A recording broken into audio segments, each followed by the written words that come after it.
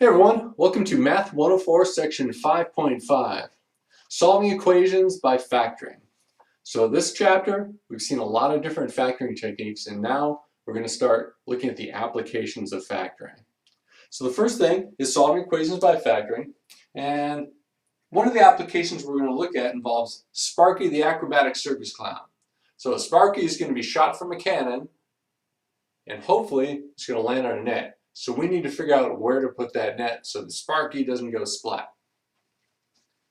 So we're going to be using the zero factor property. So I have a challenge. Find two non-zero numbers whose product is zero. Give up? Okay, can't be done. There's no possible way you can multiply two numbers together, both of which are not zero, and get zero. So that brings us to the zero factor property. If a times b is 0, then one of those numbers must be 0. And we're going to use that factor, the zero factor property, to solve equations. And this is how we're going to do it. All right, so let's say we have an equation like this. We have two binomials multiplied by each other and they equal 0. Well, by the zero factor property, at least one of those binomials has to be 0. So we just set that binomial equal to 0, and then we'll set that binomial equal to 0. And when we solve that, we get negative 3 and 2. Now look at what happens when we take those numbers and plug them back in for x. If I plug in negative 3 here, I get negative 3 plus 3, which is 0. 0 times anything is 0, so that works. And I can take 2, plug it in here. 2 minus 2 is 0. Anything times 0 is 0, so that works as well. So that brings us to your turn number 1. Go ahead and solve that.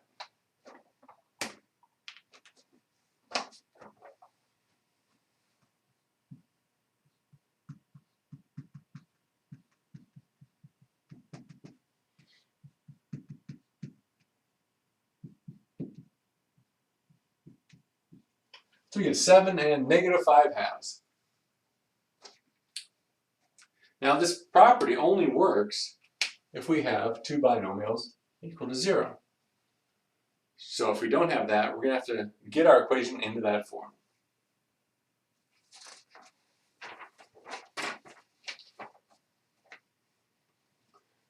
First step in that is to get the quadratic equation in standard form.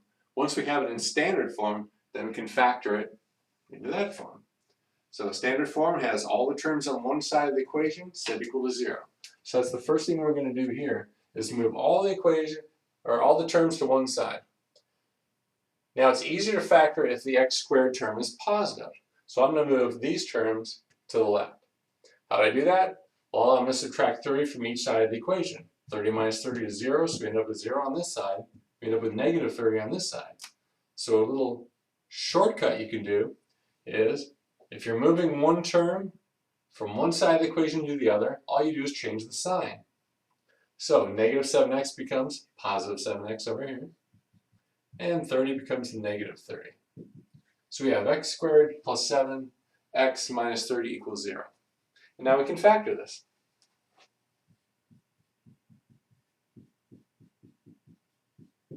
So that factors into x plus 10, x minus 3. And we'll use the zero factor property now. Split this up.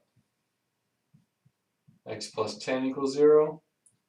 X minus 3 equals 0. And x equals negative 10, and x equals 3.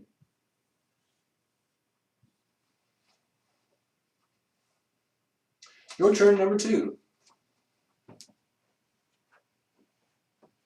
So we're going to keep that term positive. So I'm going to move these to the left. So that gives us 3x squared minus x minus 4 equals 0. Now we're going to factor this. So we can use the AC method, or we can just use with this one you can probably guess and check. I'm going to go ahead and use the AC method. So AC is 3 times negative 4, negative 12. And we need two numbers to multiply to get negative 12 and add to get negative 1. So that is negative 4 and 3.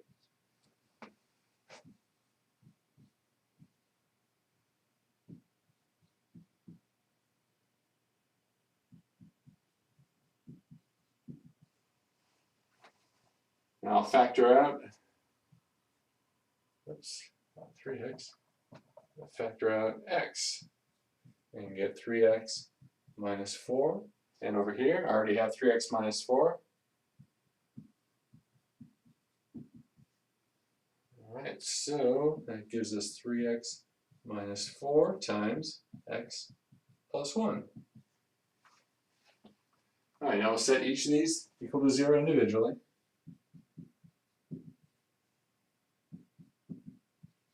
So we get 4/3.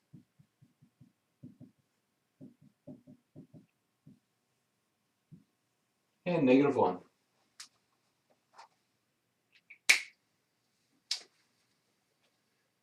right, now they all aren't going to be that straightforward. Sometimes we're going to need to do a little bit of work to get them into standard form.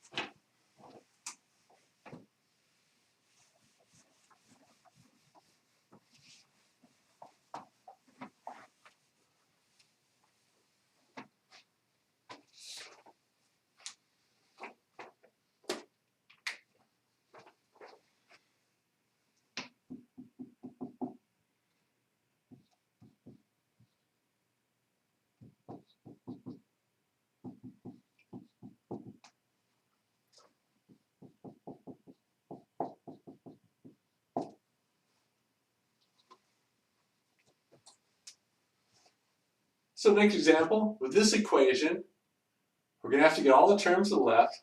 So we're going to FOIL over here.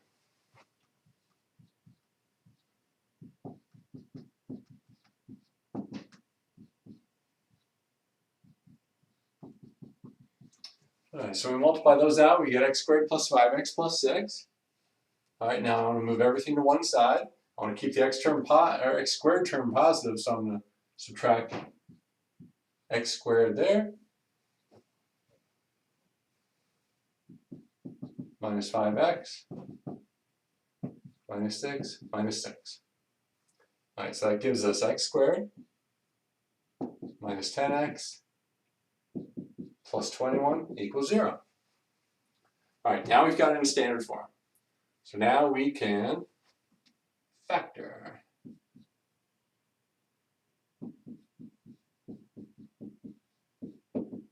All right, so that factors into x minus 7, x minus 3. Now we use the zero factor property to split it up. X minus 7 equals 0, and x minus 3 equals 0, and we get x equals 3 and 7. Your turn, number 3.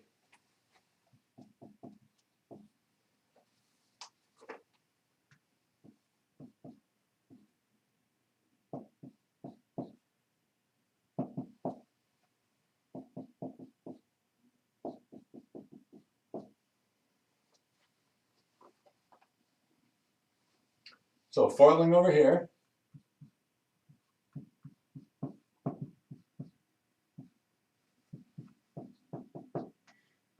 We get x squared plus 5x minus 6. I'm going to subtract x squared from both sides. And subtract 5x. And add 6. All right, that gives us x squared minus 5x, and then negative 42 plus 6 is negative 36. All right, now we're going to factor this.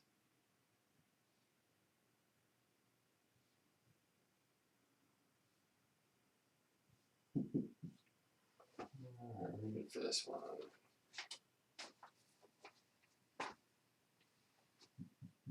We get x minus 9, x plus 4. Zero factor property.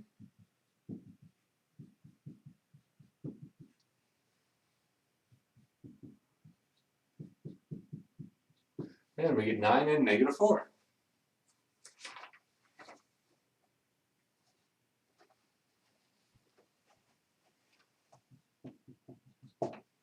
So up to now, each of these has had 2 solutions, but they won't always have 2 solutions. There's a rare case that produces 1 solution.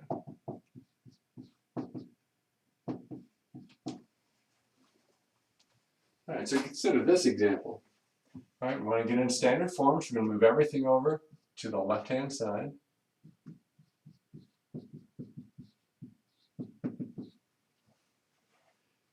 And now you may recognize this as one of our special forms. Alright, we have a perfect square here and a perfect square here.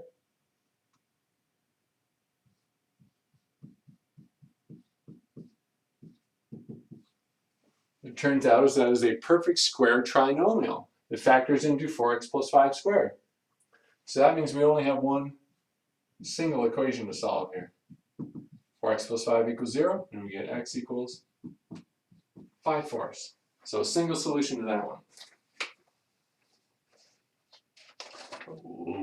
Ooh, mistake, sign error. Negative 5/4.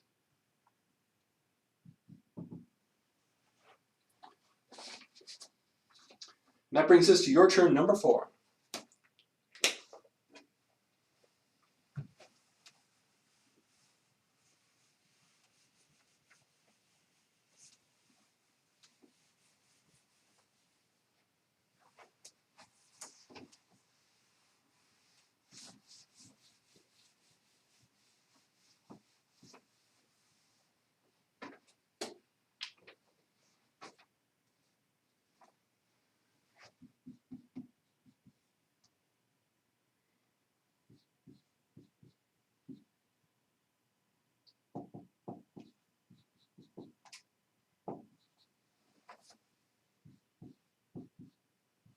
All right, we're going to move everything to the left.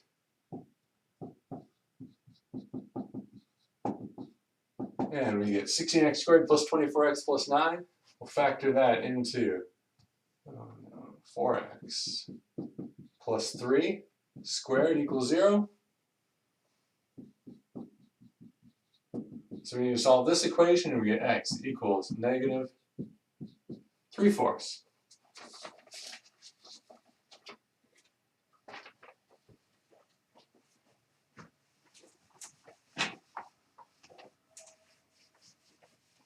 Now, the zero factor property can be used if there's a missing linear term. In other words, the x term, or a missing constant term.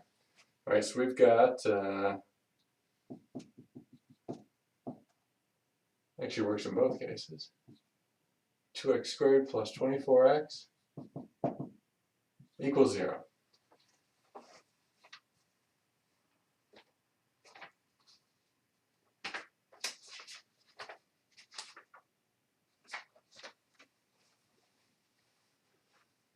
All right, so in this case, when we factor, we'll just factor the GCF out of these two terms. So we've got an even coefficients, so we can factor out a 2, and both have an x. So we factor out 2x, and then that leaves behind x plus 12. All right, now we'll set each of these equal to 0. So we get 2x equals 0, and x plus 12 equals 0. Divided by 2 on both sides, we get x equals 0. And over here, we get x equals negative 12. Your turn, number 5.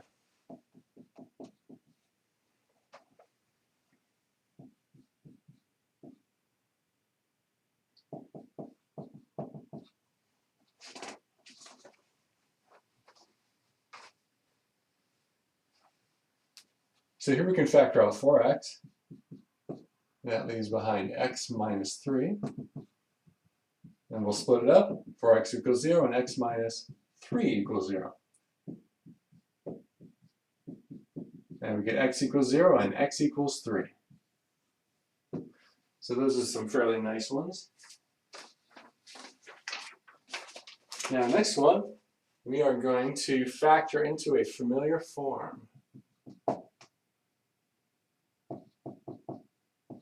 This is the one with the missing linear term.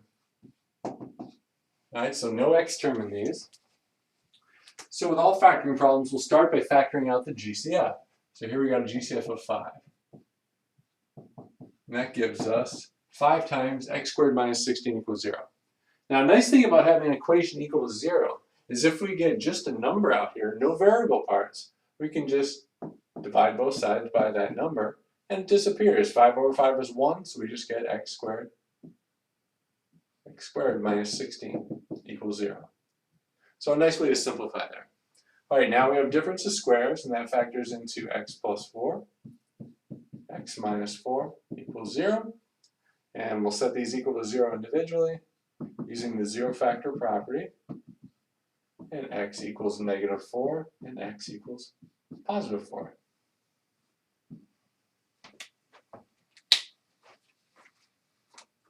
Your turn, number 6.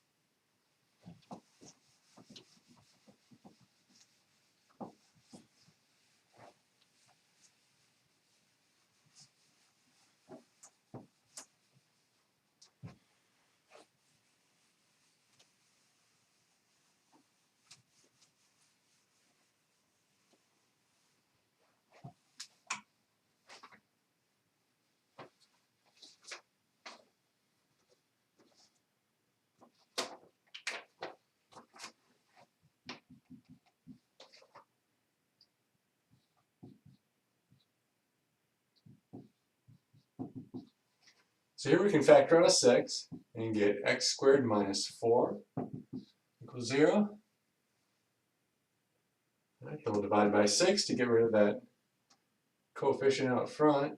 Give us x squared minus 4 equals 0. This is difference of squares, factors into x plus 2 times x minus 2 equals 0. And we'll set each part equal to 0. And then we get x equals plus or minus 2. So that symbol means plus 2 and minus 2.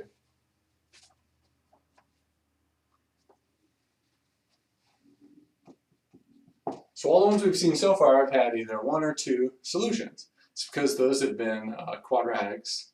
And occasionally you'll get a quadratic with a, we only find one solution is considered to be a double solution. But now we're going to look at some with 3 solutions, and those are degree 3 equations. So 3x to the third plus x squared equals 4x. All right, it's not a quadratic, but we still want to get it all to one side. So I'm going to subtract 4x from each side, which brings it over to the left, makes it negative. All right, now we can start factoring this thing. So first thing I'm going to do, as with all factoring problems, I'm going to factor out the GCF first. So take out an x, that gives us 3x squared plus x minus 4 equals 0.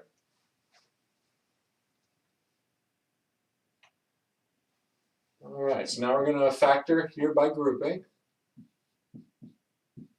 We need 2 numbers to multiply to get negative 12.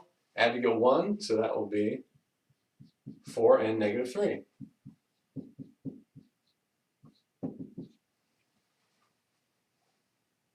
All right, so now we'll factor this.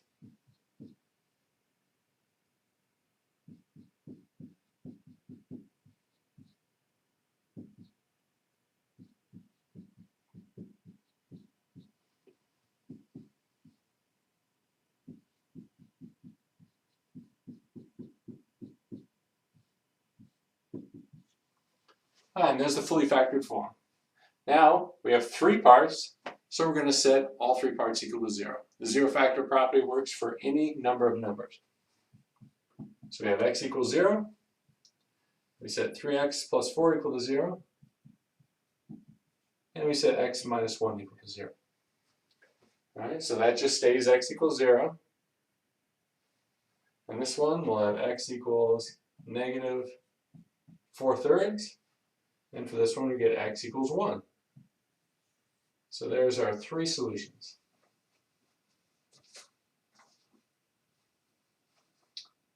And that brings us to your turn, number 7.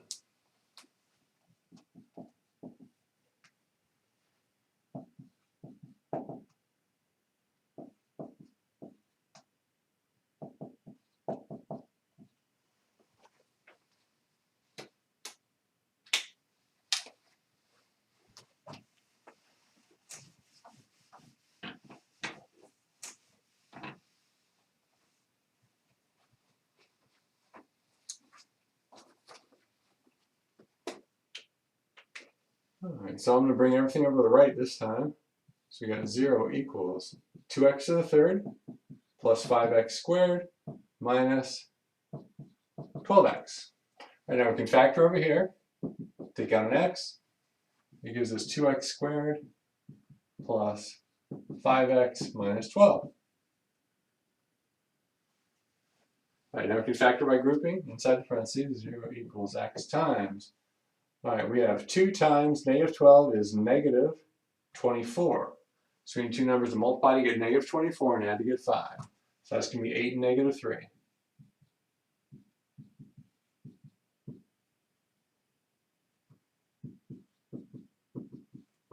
So now we can factor that by grouping. Take out a 2x, get x plus 4. And over here we'll take out a negative 3 and get x plus 4. So there's our matching binomials. Factor out the x plus 4, and that leaves behind 2x minus 3.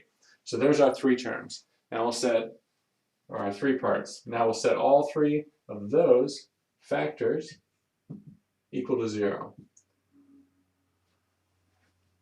And I wrote that one backwards. That's okay. 0 equals x equals 0. Okay, there's our 3 equations. Then we get x equals negative 4. And over here we get x equals 3 halves.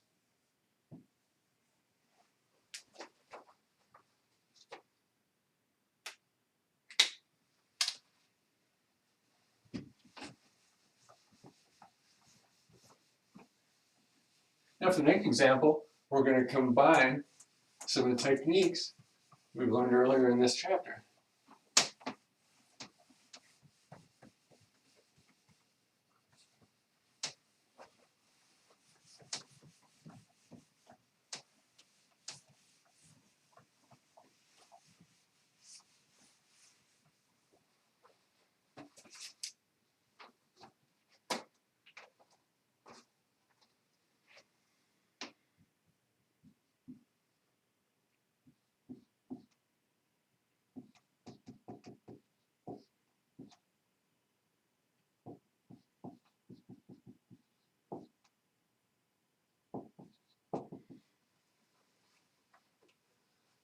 So this equation got a quadratic form.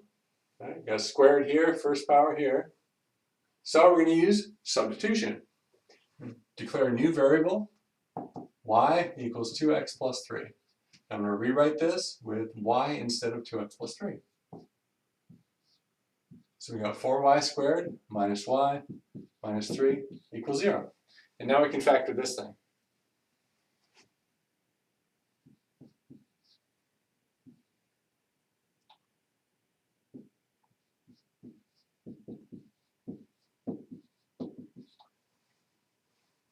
So we're going to factor by grouping.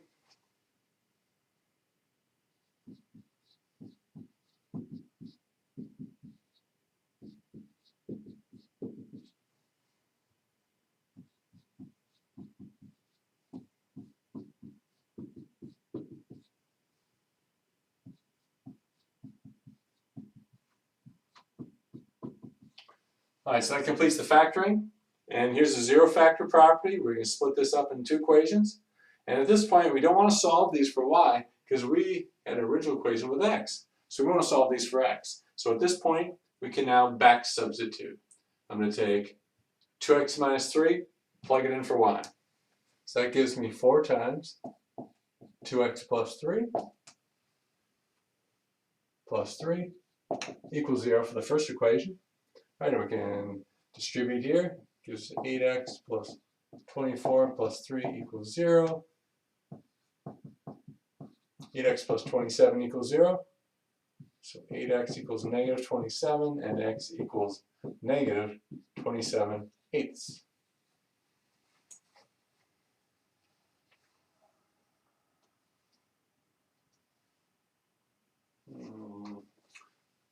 What happened here? Oh my goodness. How did I get 24 out of that? That's supposed to be 12. Ah, so that's 15, 15, and 15. Okay. Yeah, still can't multiply. I can do all this, but I can't multiply. Okay, next equation. We got y minus 1. So I'm going to substitute 2x plus 3 in for y. Minus 1 equals 0. Alright, so that's 2x plus 2 equals 0. So that means 2x equals negative 2 divided by 2. And we get x equals negative 1. So there's our other solution. Negative 15/8 and negative 1. Your turn, number 8.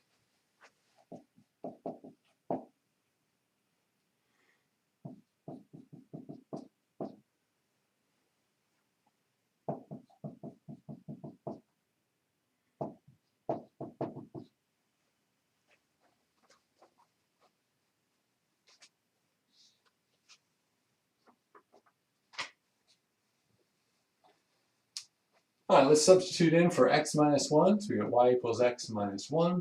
And that changes this to 2y squared minus 7y minus 15 equals 0. Alright, AC method. 2 times negative 15 is negative 30. So we need two numbers that multiply to get negative 30 and add to get negative 7.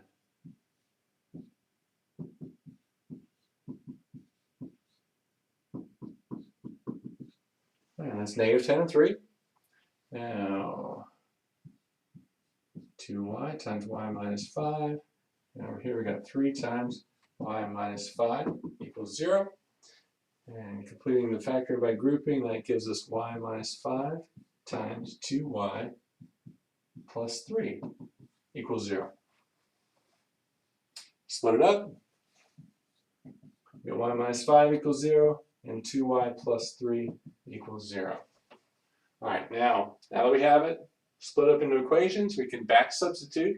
I'm going to plug in x minus 1 in for y. So that gives us x minus 1 minus 5 equals 0, or x minus 6 equals 0, or x equals 6. And for this one, we're going to plug in 2 times x minus 1 plus 3 equals 0. Distribute.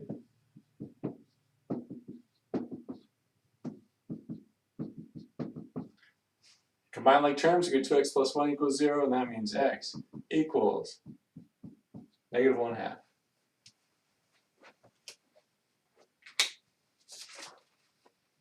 Alright, now we're going to work on some applications.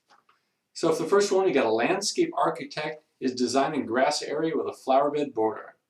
So take a look at that and see if you can write an expression for the length of the entire area, including the border. And then an expression for the width, including the border.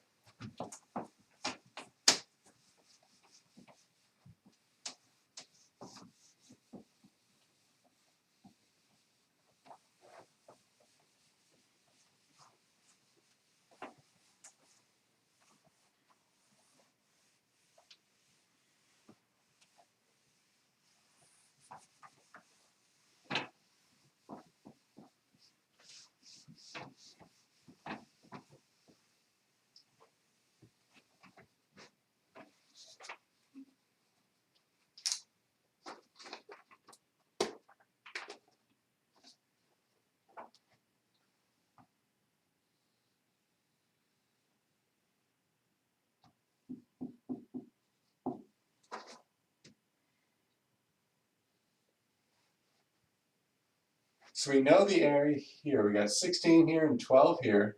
We just don't know how wide this part's going to be. So we want an expression for the width, including the border, and for the length, including the border.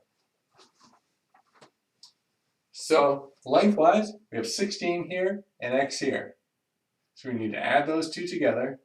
X plus 16 is the expression for the length. And in this direction, we have 12 plus x. Or x plus 12. You can write it either way.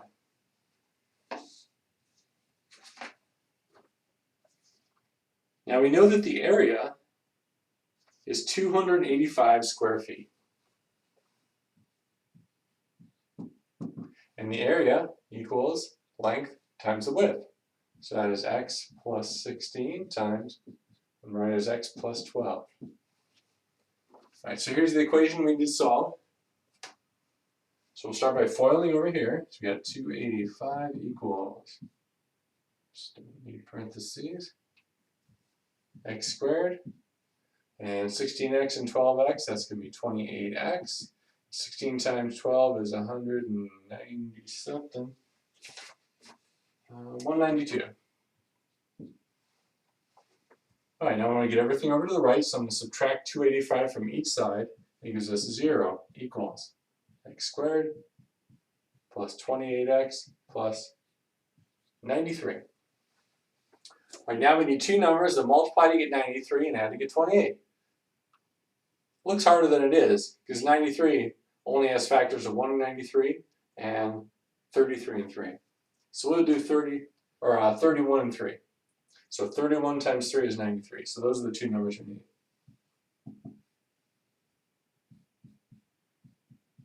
So x plus 31 times x minus 3. So there's the factorization. Now I'll set these equal to 0 individually.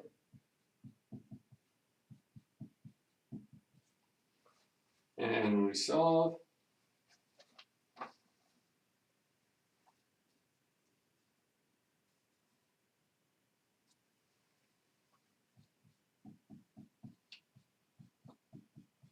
We get these two numbers, x equals negative 31 and x equals 3.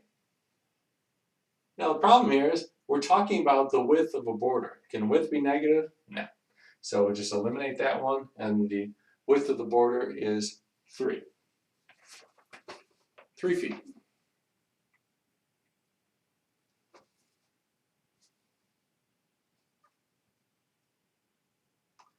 Number 10, length of the regulation tennis court is 6 more than 2 times the width.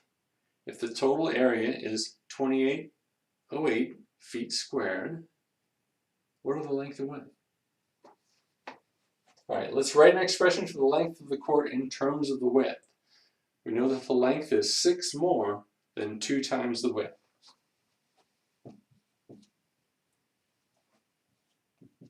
Right, 2 times the width is 2w, and 6 more than that, add on 6.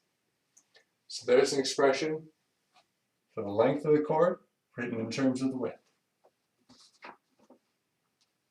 Alright, so now we can, let's see, 2808 is the area. And that equals length times width. So we're going to write the length like this. So we got width times 2w plus 6. Length times width. Alright, now we can distribute into here.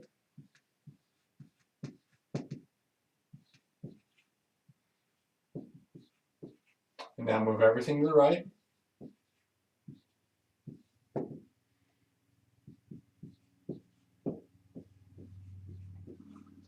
And this one, we're going to need to factor out a 2. Factor out the GCF.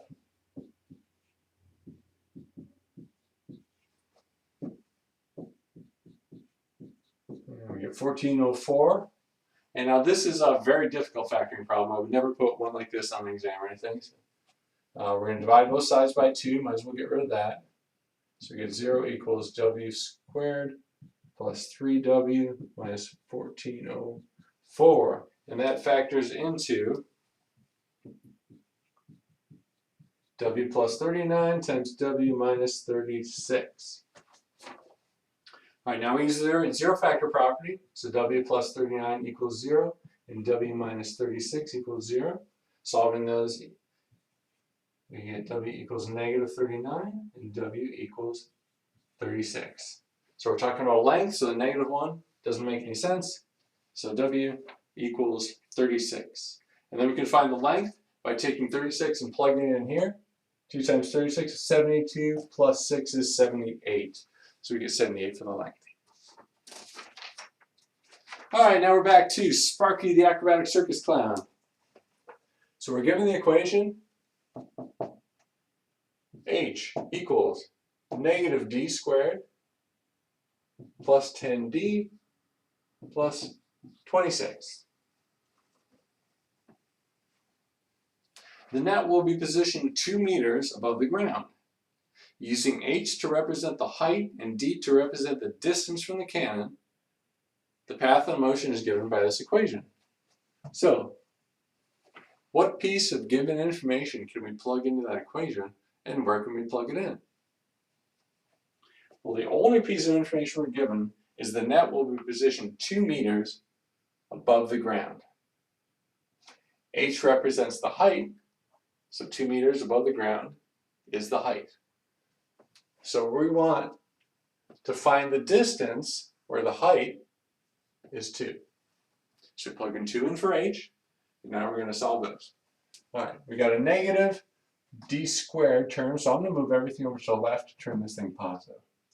So we're going to get d squared. I'm going to subtract 10d, so minus 10d. Subtract 26 over here, so minus, turns into minus 24. So we get d squared minus 10d minus 24 equals 0. Factor this into